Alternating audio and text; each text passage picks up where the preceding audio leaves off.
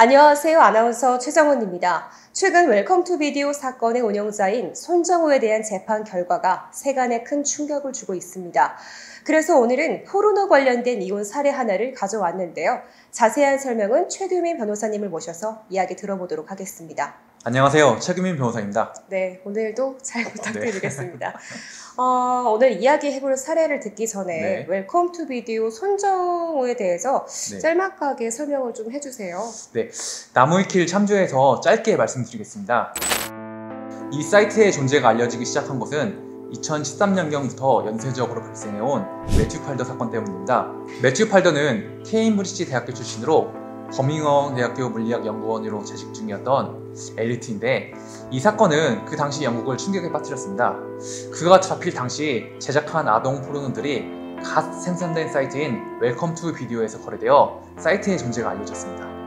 그리고 2017년 9월 서버의 IP 주소가 한국통신의 것으로 밝혀지면서 수사망이 좁혀지게 되었고, 충남에 거주 중인 23살의 남성 손정우를 상대로 구속영장이 발부가 되었습니다. 그러나 손정우가 검거된 후 고작 1심에서 징역 2년, 집행유예 3년을 판결받았고, 2심에서는 징역 1년 6개월의 선고를 받았다는 사실이 알려지면서 아청법을 만든 나라가 맞나 싶을 정도로 솜방망이 처벌로 인해 더욱 논란이 된 사건입니다. 최근 미국으로 인도될 예정이었으나 송환이 불허가 되어 더욱 논란이 된 사건입니다. 네, 이처럼 아동 포르노나 리벤지 포르노 관련 이슈로 많은 국민들이 충격에 빠졌는데요. 포르노 관련된 이혼 사례도 있다고 들었습니다. 어떤 사례인지 말씀해 주실 수 있으실까요? 네네. 어느 날 남편이 부인에게 남성 2명과 여성 1명이 나오는 성관계 영상을 보여주면서 그 동영상에 나오는 여성이 아내라고 우기기 시작했던 사건이 있습니다. 사건을 조금 더 자세하게 설명해 주시겠어요? 남편과 아내는 둘 다 이혼을 한 상태, 그러니까 둘 다 돌싱이었는데 2013년부터 5년 동안 사실혼 관계를 유지하다가 결국 2018년 봄에 혼인을 하였습니다. 사실혼 관계를 맺기 전에 남편은 홍보업체를 운영하고 있었고 아내는 식당을 운영하고 있었습니다. 남편과 아내가 같이 살기 시작하면서 아내는 식당을 처분해서 그 처분 자금으로 남편을 도와주었고, 또 업체의 관리 및 사무실 격리를 도와주는 등 남편 사무실에 출근도 하면서 남편을 물신양면으로 도와주었습니다. 아무래도 작은 업체이다 보니까 가족들이 남편을 많이 도와주었고, 남편의 누나도 2017년부터 사무실에 출근해서 남편을 도와주었습니다. 한 사무실에서 근무하게 된 누나와 아내는 생각보다 자주 마찰을 일으키게 되었고, 점점 남편과 아내의 사이에도 불화가 생기기 시작했습니다. 그런데 어느 순간부터 남편은 부인을 배제시키고 사무실 업무를 처리하기 시작했고, 아내가 사무실 돈을 빼돌린다고 우기기까지 하였습니다.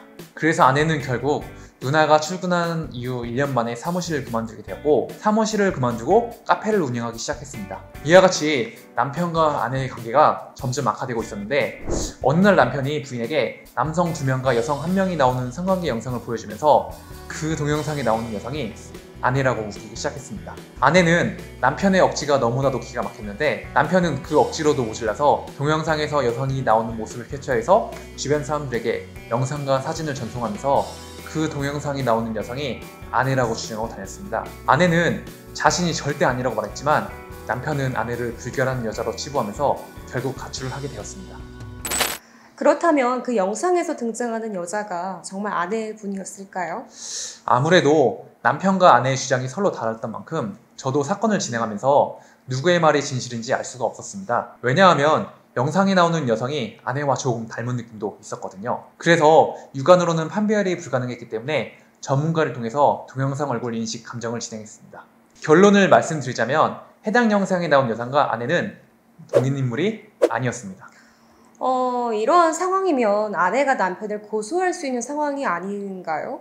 네, 당연히 형사적으로 문제가 되는 사안이고, 그래서 아내는 남편을 상대로 명예훼손과 정보통신망을 이용한 음란물 유포죄로 고소를 하였습니다. 특히 남편은 동영상에 나오는 여성이 아내가 아님에도 동영상에 나오는 여성이 아내라고 허위의 사실을 적시했기 때문에 허위사실 적시에 의한 명예훼손으로 남편을 고소했습니다.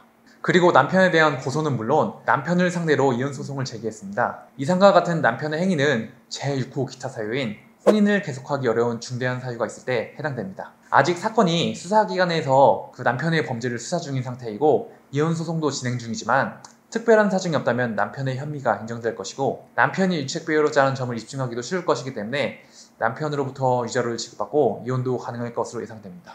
네, 이와 유사한 일이 많이 벌어지나요? 네, 생각보다 이와 유사한 일이 정말 많이 벌어집니다. 제가 또 기억나는 사건이 하나 있는데 남편이 외도를 하면서 다른 여성과 그 성관계 영상을 찍은 게 있었습니다. 그리고 이후에 남편이 자신은 가정에 충실하고 싶다고 그 여성에게 헤어지자고 말했는데 오히려 그 여성이 남편의 아내에게 이 영상을 전송한 사실이 있었습니다. 더 자세히 말씀드리고 싶지만 이 사건은 추후에 기회가 된다면 또 소개해드리겠습니다. 변호사님이 생각하시기에 리벤지 포르노나 아동 포르노를 없애기 위해서는 어떻게 해야 될까요? 아무래도 리벤지 포르노 같은 경우는 실제로 촬영 당시에는 친밀한 관계를 이용해서 촬영되는 경우가 많기 때문에 당사자의 인식 변화가 가장 중요하지 않을까 이런 생각이 듭니다.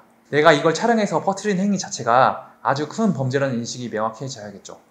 또 그러한 인식이 뒷받침될 수 있도록 강력한 처벌을 하는 것도 중요한 요소라고 생각됩니다. 다시는 이런 일이 일어나지 않았으면 좋겠습니다. 앞으로도 이런 성범죄 사건이 강력한 처벌을 받을 수 있도록 여론이 형성된다면 그에 따른 입법도 이뤄질 것이기 때문에 같은 일이 반복되지 않게 관심과 경각심을 가져주셨으면 합니다. 네, 지금까지 책임 변호사 아나운서 최정원이었습니다. 감사합니다. 감사합니다.